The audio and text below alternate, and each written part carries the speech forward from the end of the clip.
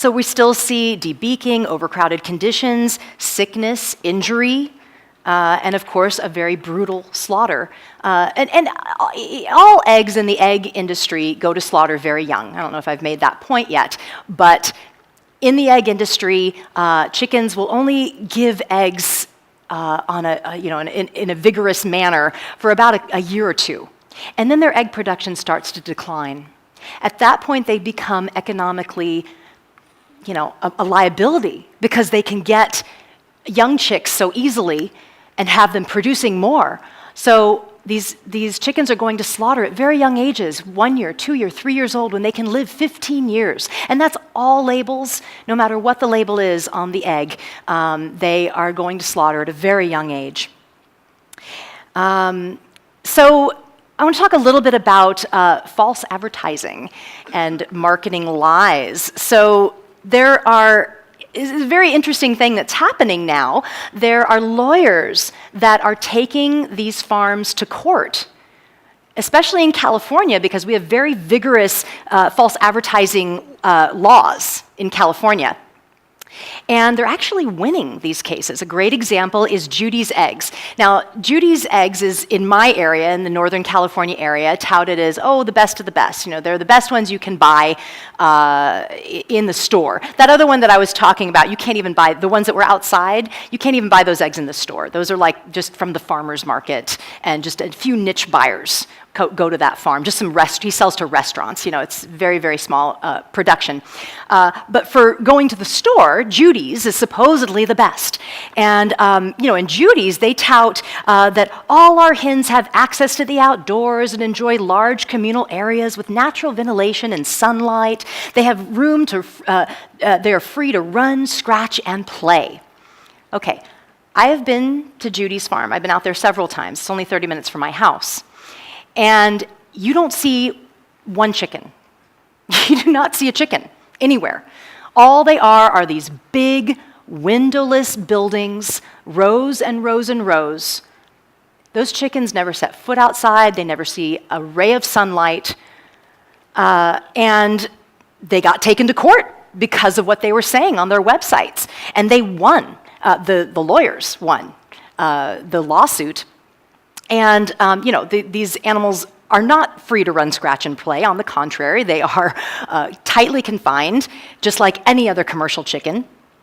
Judys had to pay $50,000 in fines, which actually to them is kind of just a drop in the bucket. Didn't hurt them at all. But at least they got called on it. And interestingly, their egg carton, had a picture of a couple of children sitting in the grass with a little chicken and a chick in the grass and flowers and a butterfly, right? That was their egg carton. After the lawsuit, they had to change their egg carton. They had to take the chickens off the egg carton. It's all right. So, that's right. He's very upset. He says, that's just terrible. So anyway, these lawsuits are popping up more and more. And farmers and producers are being called on these marketing lies. But unfortunately, Judys Eggs goes on. They changed nothing. They changed their wording on their website, they changed the picture on their carton, but they didn't give the chickens any outdoor access. I mean, they're out to make money, and that's why they're in this business. Okay, we really want to talk about hatcheries. Now, hatcheries, this is one of those hidden cruelties that hardly anyone knows about, that is so egregious and so important to know. No egg operation, no matter the label, can profitably hatch their own chicks. So all these egg operations, the egg cartons you see in those companies, they don't hatch their own chicks. They just can't profitably. So they have to source their chicks from hatcheries and get them in the mail, basically. And hatcheries are just horrible, horrible places. They are, everybody thinks that, well, how's an egg hatched? How is a chick hatched, right? In a nest with a mother, right? No. No egg or no chicken in egg production or meat production is ever hatched in a nest with a mother hen. And there's this beautiful connection with a natural situation when a mother hen is sitting on her eggs. Do you know that they actually, while the chicks are still in the eggs, they coo and cluck and talk to each other? It's beautiful. The little chicks are saying, I'm cold, roll me over, or, I need more warmth, or they're talking to each other. It's just really, really a beautiful thing. Completely denied in these industries. No, these chicks, come into this world in these heartless hatcheries, metal conveyor belts where they're, being just thrown around on in the metal machinery, getting caught in the machinery. I interviewed a gentleman for my book who had worked in a hatchery. And some of the horrors that he told me, it was really, really brutal. Legs and wings torn from babies, chicks' bodies, intestines and entrails out of their bodies, their skins ripped from their bodies, all while they were still alive. And they were just left there for the day to just die, to just suffer. Just really, really horrible. So on the right, this is the sexing process. In these hatcheries, especially with the egg-laying strand of chicks, they are sexed, and the worker is feeling between their legs and tossing them into male and female, male, female. The females, of course, are going into the industry, going to be shipped to the egg producers. The males, what happens to the males? Well, the males are not profitable to be raised for meat. They are of a different genetic strand than those broiler chickens we were talking about that grow, big and plump and ready to be slaughtered in 5 weeks. No, these are egg-laying hens, so the males grow very slowly, and it's really not worth it to them economically to keep them alive. So they are thrown away by the millions. Thrown away. These are the backs of hatcheries. They're in the dumpsters in the batch of hatcheries. The ones on the bottom die of suffocation. The ones above are dying of dehydration, exposure. It's unthinkable by the millions. And not only the baby males, but baby females too, maybe that couldn't get herself out of the eggshell fast enough. In a natural situation, of course, the mother would be there to help her get the shell off. If she's not out of the shell enough, she gets tossed. It's brutal. Okay, we'll move on from there. So, and then they're shipped in the mail. Now, this is another horrible, part of all of this processing. You know how the UPS or the mail post office treats packages?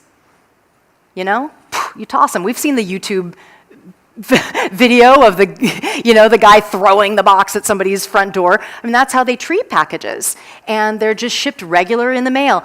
Interestingly, some of the hatcheries will keep some of the males and pack them in with the females. Like, say someone made an order for 20 females, they'll throw a few males in there because they know some will possibly die.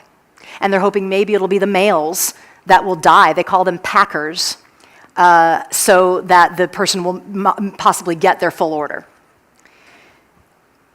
So sorry, I should have warned. This is a bit of a graphic one. I'll try and go through quickly. This is backyard, small-scale slaughtering called a chicken killing cone. They're touting this as being more humane, but it is not. It is the same as any commercial slaughterhouse. The animals are put in upside down. It's a brutal, brutal way to die. I'm going to move on from that because I know it's intense. But I appreciate you being here and bearing witness to this because, it's very important for billions of little lives. Okay, so this is Georgia. And I got to meet Georgia at a wonderful sanctuary called Animal Place in California, where they rescue and rehabilitate and adopt out or keep as permanent residents farmed animals. And Georgia was from a very, pasture-based farm where they supposedly did have access to the outside. No, when I got the story, they hadn't been to the farm, so we don't know for sure, but that's what they said. And when Georgia was just a baby, all the chicks, little bands were put, identification bands were put on their little legs. And as they grew, the workers didn't take those bands off their legs. So those bands, as the chickens grew, they dug into their, skin and then the muscle and the bone. And when these chickens got rescued by Animal Place, they had to carefully remove these little bands, and the chickens were in incredible pain. Some of them now are lame and still limp from the pain of these little metal bands, and this is a pasture-based farm. So there's so many hidden, inherent cruelties in this industry that just can't be wished away with a label. So, okay, we're going to switch gears and talk about backyard chicken keeping. So, at United Poultry Concerns, and myself too, this is my personal feeling as well, we feel that there is an ethical way to keep chickens. And there's a wonderful, we feel that it can be very, very beneficial to have chickens as companion animals, to really get to know them, and anyone that encounters them, can see what wonderful, individual, incredible little creatures they are. So we do encourage backyard chicken keeping. However, there has to be certain criteria met to make it an ethical situation. So we're going to talk about that. So let me ask you a question. This picture that you see, do you think this is an ethical situation for this chicken? What do you think? Maybe? Maybe? Okay, so it's a trick question. The answer is, we don't know. We don't know. We're seeing a snapshot of this moment, okay? Looks pretty good. Looks like it could be great. But guess what? She could be carrying that chicken over to the chopping block. We don't know, okay? So there are criteria that need to be met to know that it's an ethical situation, and we'll go through them. So first thing, and this is most important, the chicken needs to be a rescue chicken. You need to have gotten that chicken rescued. You never, ever want to buy a chick or a chicken. Now, you can possibly make a donation to a rescue facility. That's okay, as long as they're, a legitimate farmed animal rescue that don't slaughter their birds. But, even if it's like the local feed store or, an ad in the paper, whatever it is most likely that they got those chicks from the industrial hatchery. Just as we talked about those industrial hatcheries that are just absolutely the most brutal places on earth for a chick, that's generally where they get those chicks, even at your local feed store. So never buy a chicken. Rescue. And I don't know the situation in Florida. I'm more familiar with California, but I'm sure that there are rescues in the area, probably in Florida somewhere. You can even possibly connect with your local humane society and tell them that you're interested in getting a chicken. And when they have a rescue from maybe a hoarding situation or some other bad situation, and they get chickens in, they can contact you, and you could adopt a chicken from them. So there's some ideas of how to get rescued chickens, but really encourage, if you want chickens, please don't ever buy chickens. Number 2, they need to have a clean, comfortable, predator-proof enclosure that's large, safe space to go in at night. Make sure they're in at night. It needs to be thoroughly cleaned every day. They need, of course, clean food and water. A great way to clean off surfaces is with a putty knife. Get a putty knife in there and scrape the excrement off. But you gotta clean it every day. Number 3, they need attention and affection. This is your companion animal. 5 minutes a day isn't enough. Spend time with them. And also a great thing to do is to get down on their level. They're really, really close. All they see is shins all day. It's like, get down on their level. They love eye contact. They love communication with you. Not all. They're all individuals. So there might be some that are like, whatever, they want their space, but most of them love the companionship. So get down on their level. Number 4, and this is a very important one as well, and one that I get a question about all the time. We advise to not eat the eggs, not eat or sell or even give away the eggs. So, we really have to move away from the concept of chickens, eggs, dairy as food. This is not food. These are animals' bodies we're talking about. And as long as we consider eggs food, there's going to be exploitation somewhere of those animals. We can't feed 7 billion people backyard eggs. We just can't do it.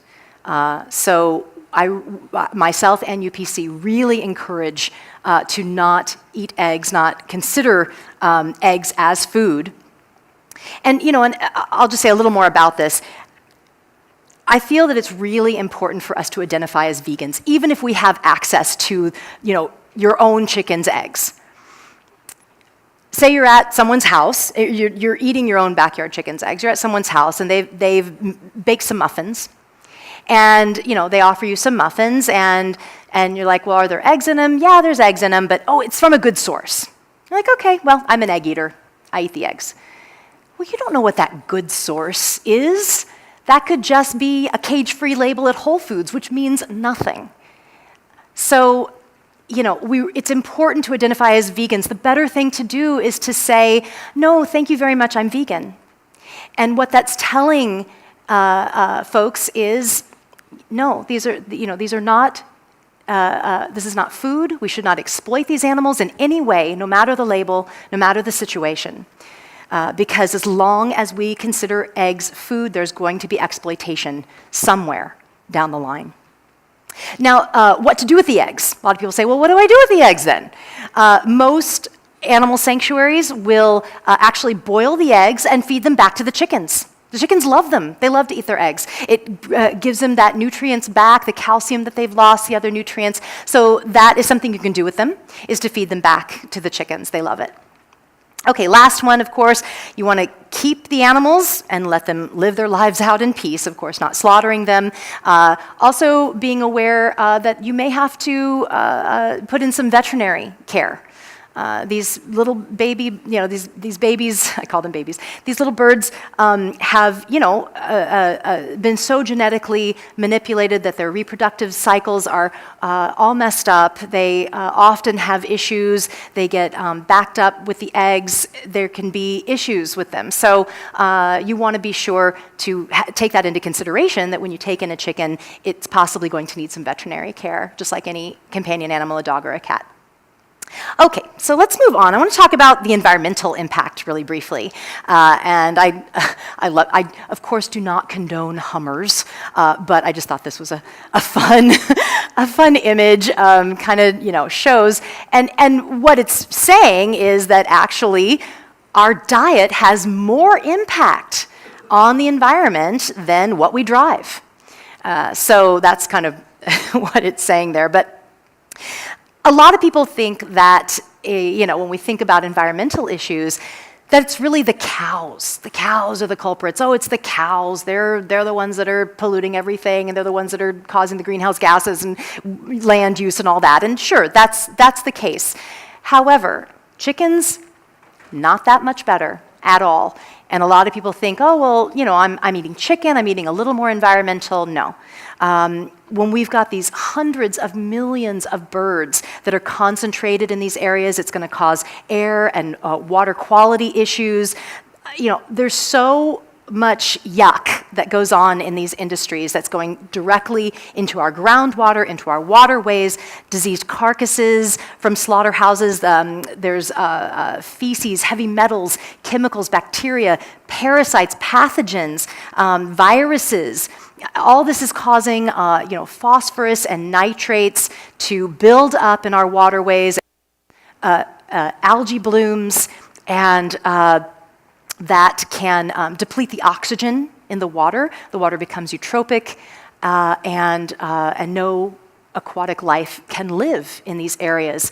There's also air pollution issues. I mean, there's so much that I could get into. I don't have a whole lot of time. We are going to be doing a panel this evening. Maybe this is a good segue to mention that. At 7 o'clock this evening, we're going to do a panel on the environmental impact of animal agriculture. Myself and Will Tuttle and Dave Simmons will be on that panel. So a lot more detail if you want to hear about just it's really amazing and devastating, the impact of animal agriculture.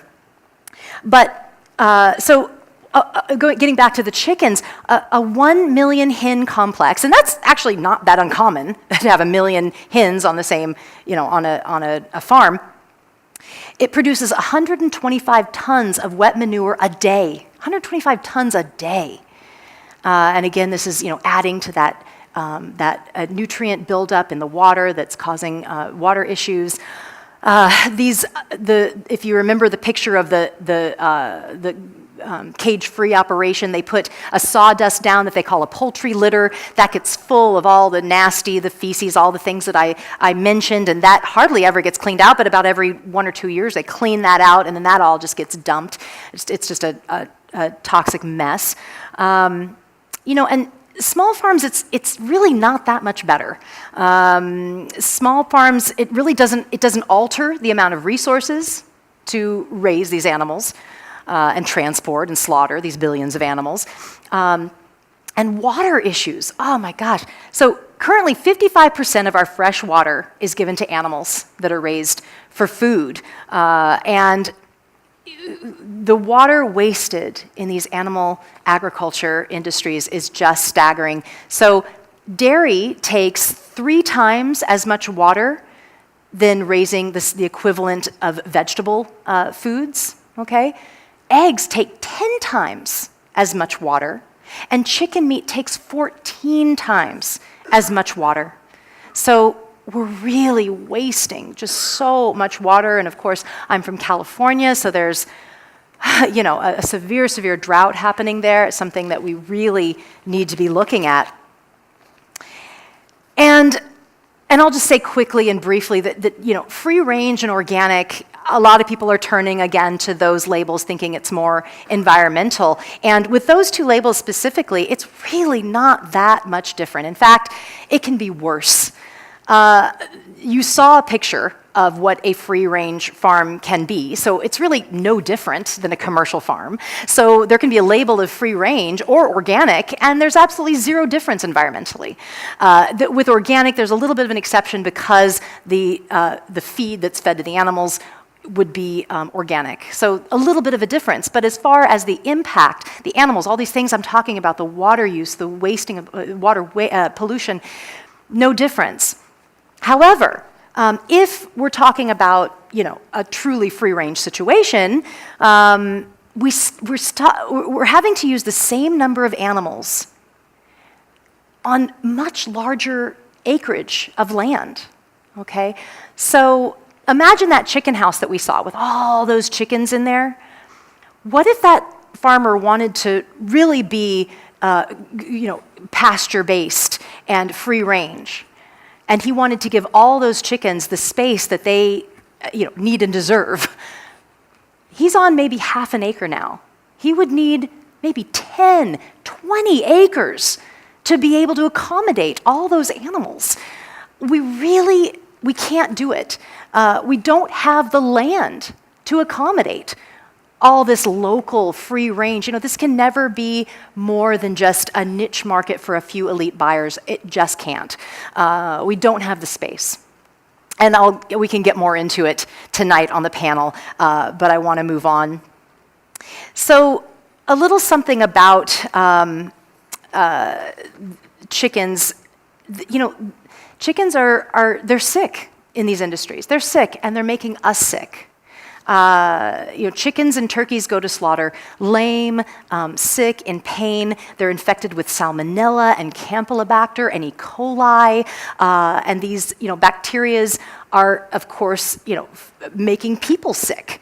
A 2014 Consumer Reports exposed that 97% of chicken breasts in the US, harbor potentially harmful fecally transmitted pathogens like Salmonella and E. coli. Okay, I'm gonna back up.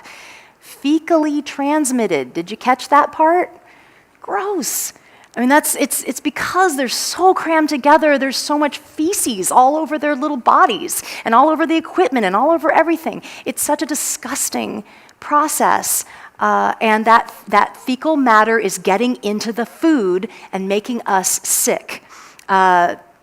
Chicken meat is one of the meats most likely to get you sick. Since poultry products are the main source of foodborne illness in people, it's because of course, the filthy conditions I was just talking about. They actually soak the meat in chemicals to try to, kill this bacteria. So of course, you're getting all those chemicals when you're eating the meat as well. And these pathogens, it can, it's a horrible, if you get this sickness, it can make you sick for weeks. It can actually be deadly for people with compromised immune systems. Young people, the elderly can die. But if you survive it, doesn't necessarily mean that it's out of your body. These bacteria can actually stay in your body and cause problems later in life. They can cause gastrointestinal issues. It can contribute to arthritis. So this is not something you want to fool around with, not something you want.